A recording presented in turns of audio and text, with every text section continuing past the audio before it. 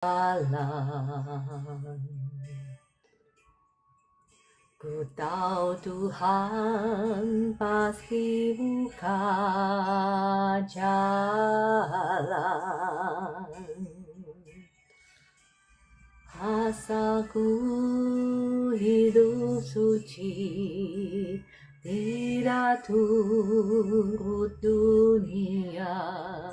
Ku tahu Tuhan pasti buka jalan.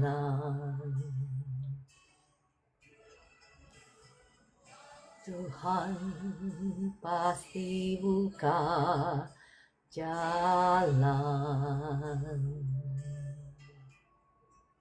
Ku tahu Tuhan pasti buka jalan. Asal ku hidup suci, tidak turut dunia. Ku tahu Tuhan pasti buka jalan. Shalom Ibu Evi, Kakak Estina, terima kasih sudah bergabung, dan Bapak Ibu semua yang baru bergabung. Salam kenal ya. Channel ini hanya untuk memuji Tuhan, menyembah Tuhan, dan merenungkan firman Tuhan, dan ada doa-doa di akhir ya. Selamat pagi Kakak Pimping, Bu Esther, terima kasih sudah bergabung. Aku hidup suci. Kakak Hayang, shalom, selamat pagi. Ku tahu Tuhan pasti buka jalan. Mari kita naikkan pujian ini. Tuhan pasti buka jalan untuk setiap pergumulanmu. Jalan. Ku tahu Tuhan pasti buka jalan.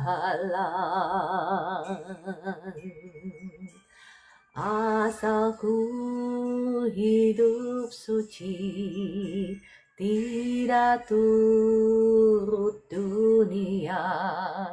Ku tahu Tuhan pasti buka jalan. Katakan, Tuhan sudah buka jalan. Tuhan sudah buka jalan. Ku tahu Tuhan sudah buka jalan. Asal ku hidup suci, tidak turut dunia. Ku tahu Tuhan sudah buka jalan. Ku tahu Tuhan sudah buka jalan. Ku tahu Tuhan sudah buka jalan. Asal ku hidup suci, tidak turut dunia. Ku tahu Tuhan sudah buka jalan. Selamat pagi Bapa di surga, Tuhan Yesus, Roh Kudus. Inilah deklarasi iman kami bahwa Engkau sudah buka jalan untuk setiap pergumulan kami. Engkau yang terlebih tahu Bapa di surga, Engkau yang mengenal setiap anak-anak-Mu yang ada di live room ini. Engkau yang mengasihi mereka dengan nyawa-Mu sendiri. Engkau sudah buktikan di atas kayu salib. Apa sih yang Tuhan tahan dari anak-anak-Mu yang hidup berkenan kepadamu? Saat ini deklarasi iman kami percaya Engkau sudah buka jalan untuk setiap pergumulan kami. Mari Roh Kudus jamah setiap pribadi yang ada di live room ini. Segala keberadaan mereka, segala kekhawatiran, kecemasan mereka, Roh Kudus jamah mereka. Cabut setiap kekhawatiran, setiap kecemasan mereka saat ini. Hamba-Mu perkatakan setiap roh intimidasi, roh kekhawatiran, roh kecemasan, saya ikat, saya usir keluar dari kehidupan-Mu dalam nama Tuhan Yesus. Turut dunia, ku tahu Tuhan sudah buka jalan. Roh Kudus, biarlah kasih-Mu mengalir, menjamah, memenuhi setiap Bapak Ibu yang ada di live room. Kasih-Mu mengalir, sukacita surgawi, damai sejahtera yang daripada Bapa surgawi mengalir memenuhi hati dan pikiranmu saat ini. Lebih lagi Roh Kudus, jangan lewatkan setiap pribadi yang ada di live room ini. Mereka semua mendapat jamahan-Mu, mengalami kuasa-Mu, mengalami kasih-Mu, sukacita, damai, sejahtera daripada-Mu turun memenuhi hati dan pikiran mereka saat ini dalam nama Tuhan Yesus. Sudah buka jalan, ku tahu Tuhan sudah buka jalan. Asal ku hidup suci, tidak turut dunia, ku tahu Tuhan sudah buka jalan. Ku tahu Tuhan sudah buka jalan. Ku tahu Tuhan sudah buka jalan. Asal ku hidup suci, tidak turut dunia, ku tahu Tuhan sudah buka jalan. Terima kasih Bapa di surga untuk kebaikan-Mu yang Engkau sudah persiapkan bagi setiap anak-anak-Mu yang ada di live room ini. Betapa besarnya kebaikan-Mu, betapa dahsyatnya pekerjaan tangan-Mu yang sudah Engkau persiapkan bagi kami. Bahkan hari ini kami mau menyambutnya dengan penuh syukur, dengan penuh sukacita kepadamu. Karena Engkau Tuhan yang baik bagi setiap kami, bagi setiap anak-anaknya. Dan pagi hari ini kami mau belajar dari kebenaran firman-Mu. Mari Roh Kudus ambil alih waktu ini, ambil alih hamba-Mu, ambil alih setiap pribadi yang ada di live room ini. Kuasa-Mu mengalir dan berbicaralah lewat hamba-Mu ini dalam nama Tuhan Yesus. Amin. Shalom Bapak Ibu semua, selamat pagi. Ya, pagi hari ini firman Tuhan yang akan kita renungkan sebentar, saya percaya akan menolong, menguatkan Bapak Ibu ya, yang sedang ada di dalam pergumulan. Dan juga bukan hanya saja menguatkan, tetapi firman Tuhan ini juga mengajar kebenaran firman Tuhan yang memang sedikit keras, tetapi kebenaran itulah yang perlu kita pahami, karena kebenaran firman Tuhan itulah yang memerdekakan ya. Karena umat Tuhan binasa karena kurang pengetahuan ya.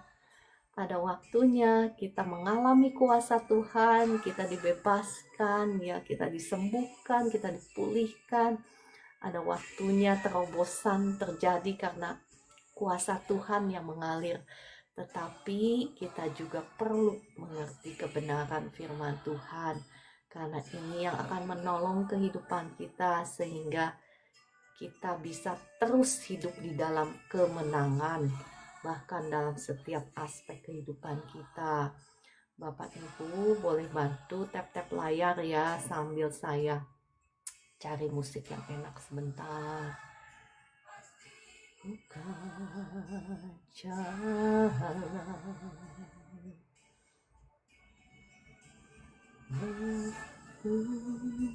ya. Pagi semuanya, firman Tuhan hari ini saya mau ngajak Bapak Ibu semua, mari kita melihat dari Mazmur 50. Sebentar ya, saya pakai kacamata dulu biar enak melihatnya.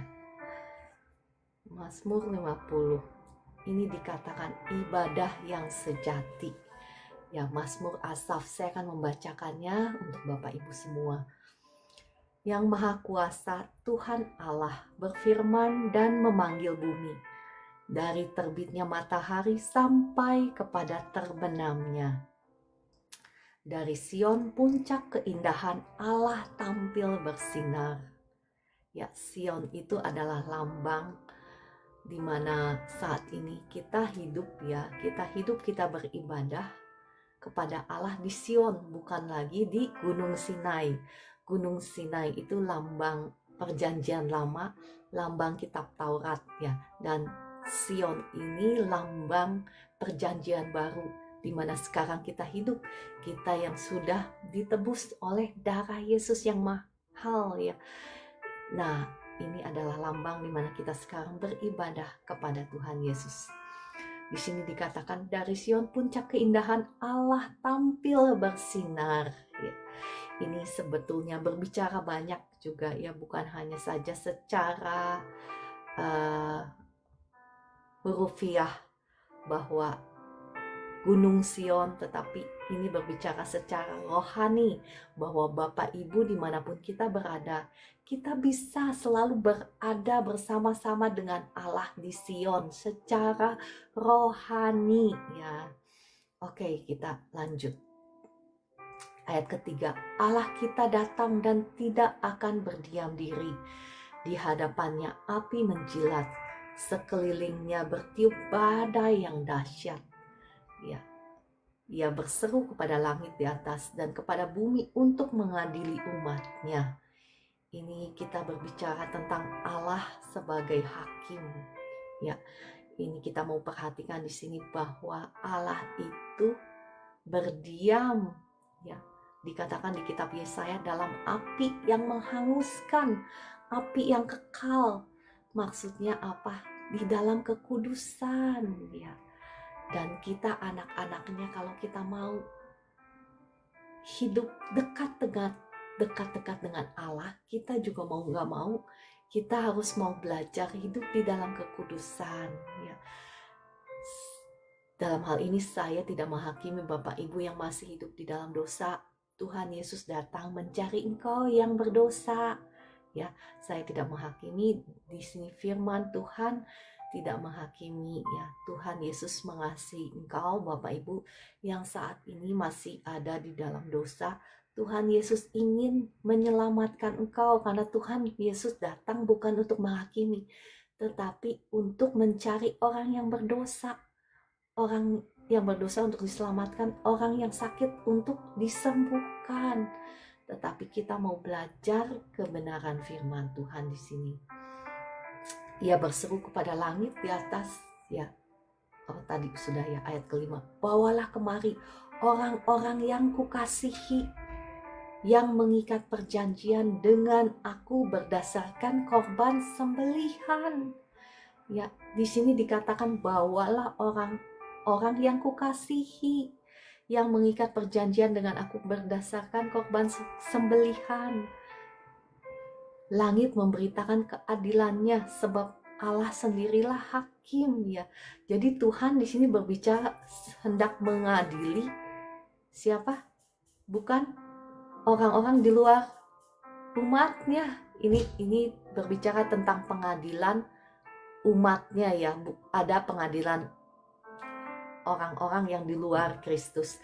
Tetapi di sini kitab Mazmur 50 ini berbicara tentang pengadilan orang-orang percaya ya, karena di sini berdasarkan mengikat perjanjian berdasarkan korban sembelihan. Di sini berbicara tentang dua hal ya, yakni tentang korban sembelihan perjanjian lama ya.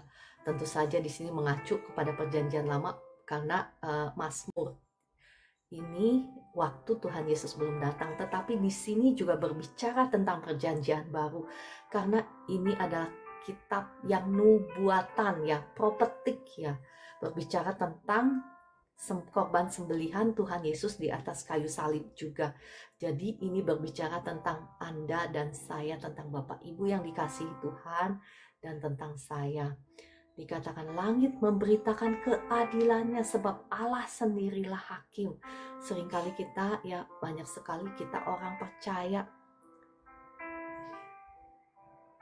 berpikir ya, karena seringkali kita mendengar hamba-hamba Tuhan yang mengumandangkan bahwa ya, sekali engkau percaya kepada Tuhan Yesus maka engkau akan diselamatkan.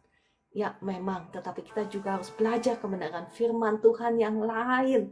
Ya saya tidak memungkiri semua yang tertulis di firman Tuhan itu adalah kebenaran. Jadi kita tidak boleh menekankan satu ayat dan melupakan ayat yang lainnya. Karena firman Tuhan ini adalah satu keseluruhan yang utuh. Ya ketika kita menekankan satu ayat dan melupakan ayat yang lainnya, maka kita maka ada penyesatan di situ ya. Jadi kita harus menekankan semua ayat firman Tuhan itu adalah ya dan amin. Di sini saya sebentar akan ya, ada satu janji firman Tuhan yang pasti menguatkan Bapak Ibu tentang pemulihan. Ya, tapi saya akan bacakan dulu ya ayat demi ayat karena kita mau belajar kebenaran firman Tuhan. Oke, kita lanjut. Ayat ke-7, dengarlah hai umatku, aku hendak berfirman. Hai Israel, aku hendak bersaksi terhadap kamu. Akulah Allahmu, akulah Allahmu. Bukan karena korban sembelihanmu aku menghukum engkau. Bukankah korban bakaranmu tetap ada di hadapanku? Ya sekali lagi ini berbicara tentang dua ya, tentang perjanjian lama dan tentang profetik. Mohon maaf ya, mungkin saya punya pembahasan itu terlalu gimana gitu, terlalu dalam gitu ya. Tetapi ini kebenaran firman Tuhan yang saya ingin bagikan kepada Bapak Ibu. Mungkin Bapak Ibu berpikir, apa sih perjanjian lama, perjanjian baru? Tetapi kalau Bapak Ibu paham apa yang saya maksudkan, ketik amin supaya saya tahu ya apa yang saya bahas itu Bapak Ibu nangkep. Ya, perjanjian lama itu dimulai dengan kitab Musa ya, dengan Musa. Sedangkan perjanjian baru itu Tuhan Yesus ya, saya percaya Bapak Ibu paham ya. Karena waktu perjanjian lama kita itu mengorbankan banyak ya, lembu, kambing, merpati, kadang tepung ya, yang menjadi korban penghapusan dosa, korban bakaran. Ya, terima kasih kakak-kakak semua yang sudah ketik amin. Berarti paham apa yang saya sharekan. Karena firman Tuhan ini penting supaya kita mengerti kebenaran firman Tuhan, supaya kita hidup di dalam kemenangan ya, dalam setiap area dalam kehidupan kita. Ya, doa itu penting, kuasa Tuhan itu penting, tapi kebenaran firman Tuhan juga penting ya, gak kalah penting. Oke, kita lanjut. Jadi waktu zaman dulu itulah yang dilakukan, tetapi itu semua gak ada yang sempurna. Oleh sebab itu Tuhan mengutus anaknya sendiri ya, Bapa di surga mengutus anaknya sendiri, yakni Tuhan Yesus, untuk mati di kayu salib sebagai korban yang sempurna, korban sembelihan yang sempurna, korban penghapusan dosa, korban bakaran yang sempurna di atas kayu salib.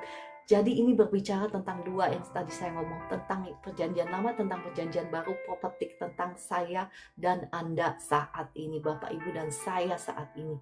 Kita ya yang mengikat perjanjian dengan Tuhan berdasarkan korban sembelihan. Cuman kita saat ini korban sembelihannya bukan lagi kambing, lembu, domba, merpati dan lain sebagainya, tetapi oleh karena Tuhan Yesus.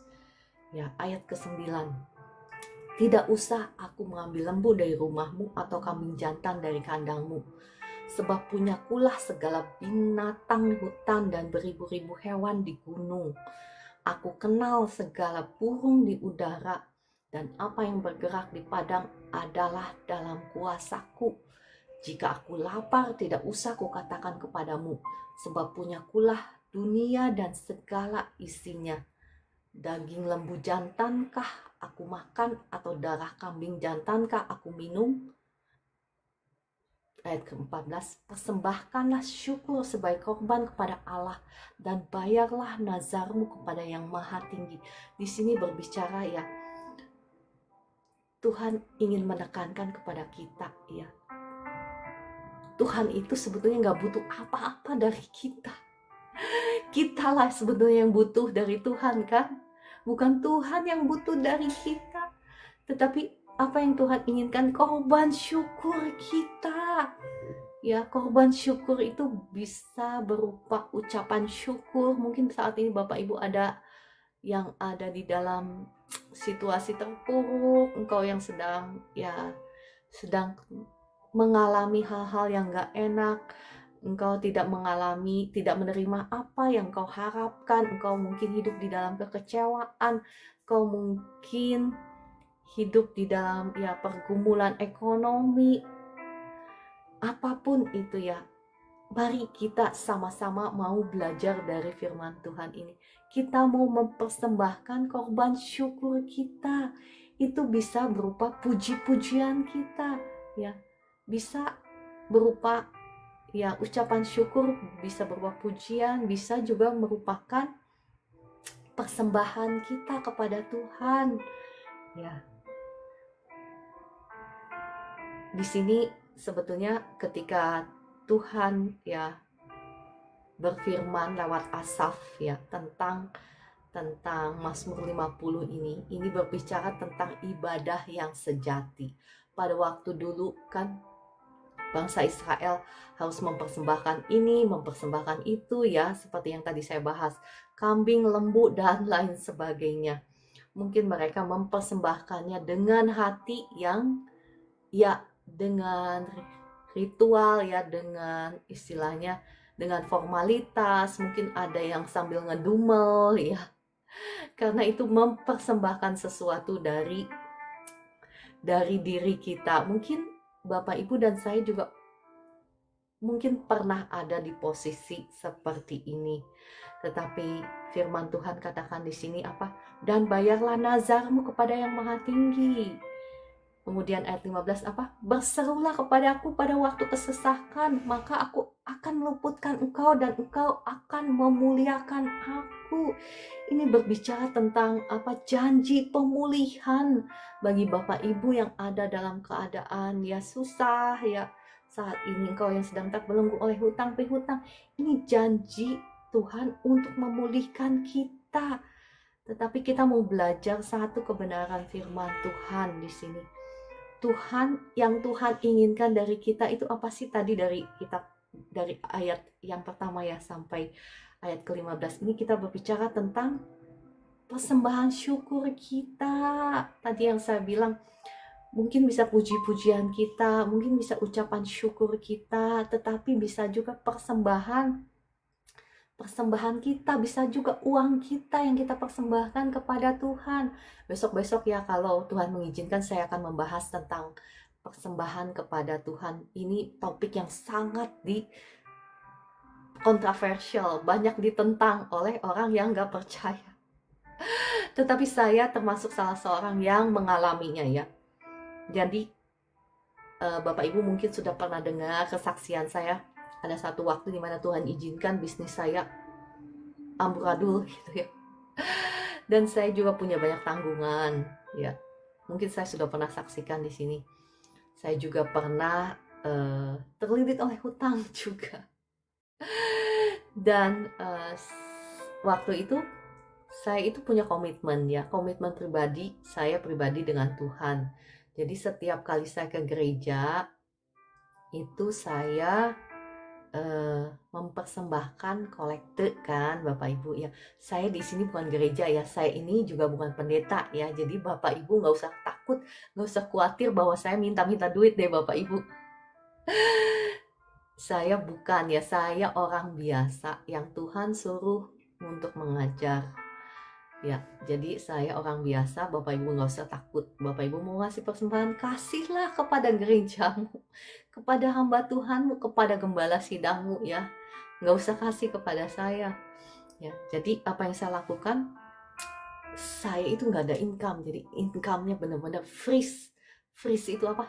Beku, benar-benar nggak ada income. Dan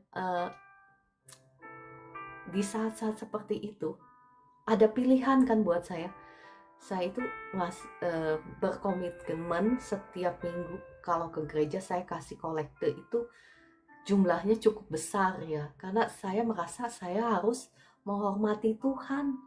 Karena saya sadar bahwa segala sesuatu yang baik dalam hidup saya datangnya dari Tuhan. Tetapi menjadi ujian dan pencobaan ketika bisnis kolaps dan kita nggak punya income. Betul? Betul apa betul? Apa yang saya lakukan? Saya ingat saya masih punya cash ya, uang cash, nggak banyak. Tetapi ya saya percaya itu bukan saya, itu Roh Kudus yang memampukan saya, menolong saya ya. Jadi saya tetap ngasih. Saya nggak tahu, jadi uang saya itu tinggal satu amplop duit cash tunai ya.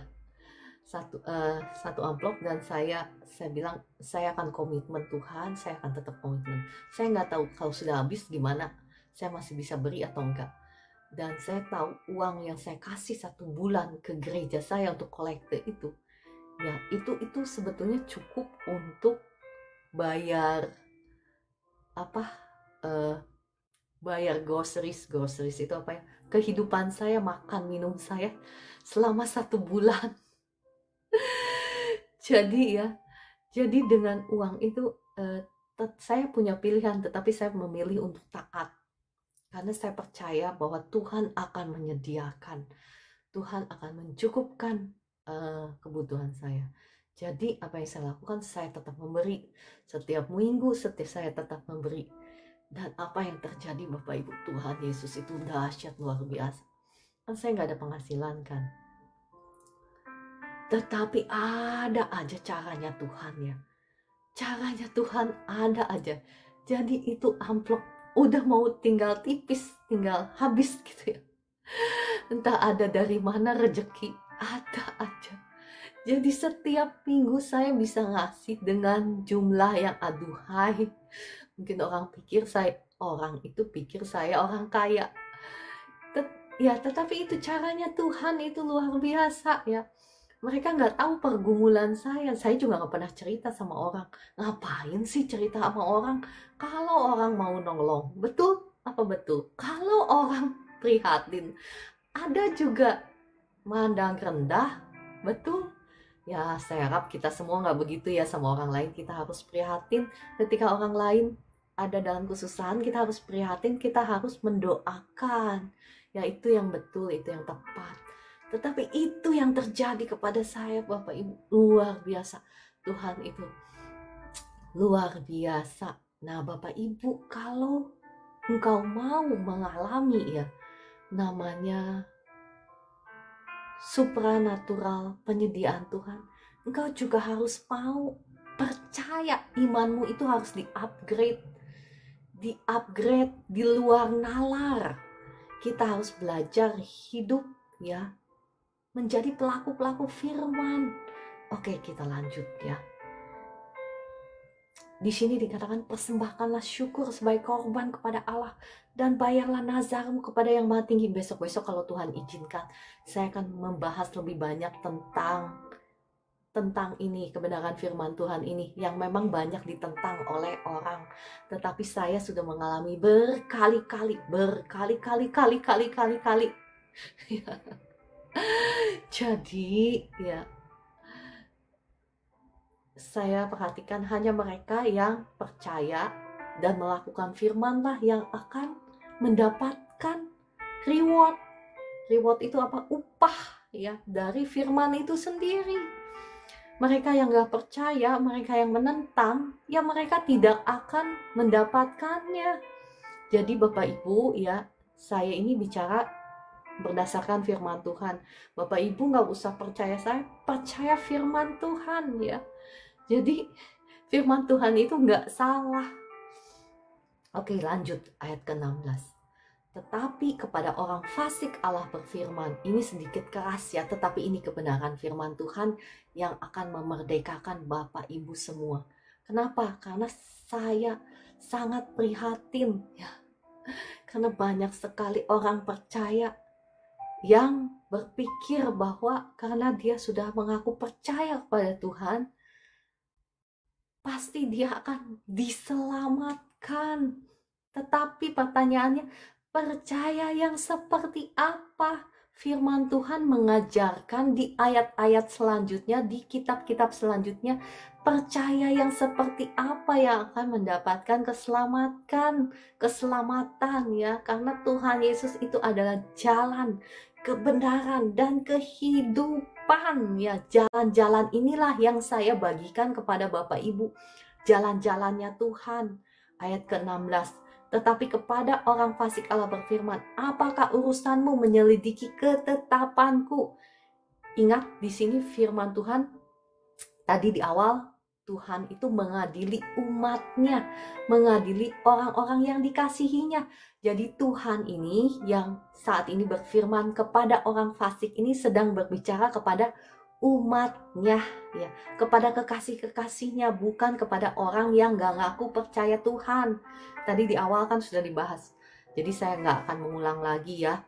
Jadi ayat ke-16 di sini dikatakan kepada orang fasik, padahal ini umatnya loh, umatnya yang mengikat perjanjian berdasarkan korban sembelihan. Ini kepada umatnya dia berkata, apakah urusanmu menyelidiki ketetapanku? Ketetapanku itu bisa hukum-hukumnya, firmannya ya, dan menyebut-nyebut perjanjianku dengan mulutmu ya. Ini kadang kita seringkali kan kita declare firman Tuhan, tetapi di sini memang ayat firman Tuhan keras, tetapi ini kebenaran firman Tuhan yang harus kita ketahui. Ya, jangan sampai kita sebagai anak-anak Tuhan, kita declare perjanjian Tuhan ya. Tetapi kita termasuk sebagai kategori ini. Ya, jangan sampai kita merasa bahwa kita mengikatkan perjanjian dengan Tuhan berdasarkan korban sembelihan, berdasarkan Tuhan Yesus yang mati di kayu salib. Ya, jangan sampai kita mengaku percaya kepada Tuhan Yesus, jangan sampai kita mendeklar janji Tuhan, kita ingin semua benefit, tahu kan benefit, semua manfaat, semua upah yang Tuhan Yesus sudah bayar di atas kayu salib, tetapi kita sendiri tidak mau menyerahkan diri kita kepada Tuhan. Paham kan maksudnya saya kan Bapak Ibu? Jadi kita, Tuhan Yesus sudah menyerahkan nyawanya di atas kayu salib, menyerahkan dirinya bagi kita ya. Dia sudah membayar setiap kutuk dosa kita, membayar harga dari setiap berkat kita yang tertulis di Ulangan 28 ya. Bapak Ibu bisa baca sendiri, nanti besok-besok saya akan bacakan bagi Bapak Ibu ya. Kalau sekarang mungkin kepanjangan. Jangan sampai kita kepengen semua upahnya, semua kemenangan Kristus, semua manfaat yang Tuhan Yesus sudah bayar di atas kayu salib, tetapi kita sendiri nggak mau menyerahkan diri kita, keinginan kita ya, untuk diatur, untuk dipimpin oleh firman Tuhan. Ini firman Tuhan berbicara dengan keras. Ayat ke-17, padahal engkaulah yang membenci teguran dan mengesampingkan firman-Ku. Jika engkau melihat pencuri, maka engkau berkawan dengan dia. dan bergaul dengan orang berzina. Ayat ke-19, mulutmu kau biarkan mengucapkan yang jahat, dan pada lidahmu melekat tipu daya. Ya, oleh sebab itu saya perhatikan banyak orang, ya sudah, saya nggak akan membahas lebih banyak ya. Mohon maaf, saya nggak mau menyinggung Bapak Ibu. Tetapi firman Tuhan ini adalah kebenaran firman. Kebenaran yang harus ya kita hidupi. Seringkali mungkin kita, ya saya juga nggak lebih suci daripada Bapak Ibu. Saya juga sama, firman Tuhan ini untuk saya juga, menegur saya juga. Jangan sampai kita bisnis itu ya, kita dagang itu ya, tipu-tipu dikit, bohong-bohong dikit. Jangan sampai. Ini berbicara pada saya juga, bukan hanya kepada Bapak Ibu, karena saya juga yang nggak kebal dari dosa. Kita semua mau sama-sama hidup di dalam kekudusan. Ayat ke-20, engkau duduk dan mengata-ngatai saudaramu, memfitnah anak ibumu. Ya, ini seringkali kita nggak sadar ya, kita pikir wah dosa kecil ya, ngomongin orang, ngomongin kejelekan orang, dosa kecil. Tetapi apa di sini katakan engkau duduk dan mengata-ngatai saudaramu, ini Tuhan menghakimi umatnya, menghakimi engkau dan saya. Ayat ke-21, itulah yang kau lakukan, tetapi aku berdiam diri. Engkau menyangka bahwa aku ini sederajat dengan engkau. Aku akan menghukum engkau dan membawa perkara ini ke hadapanmu. Perhatikanlah ini, hai kamu yang melupakan Allah, supaya jangan aku menerkam dan tidak ada yang melepaskannya. Ya,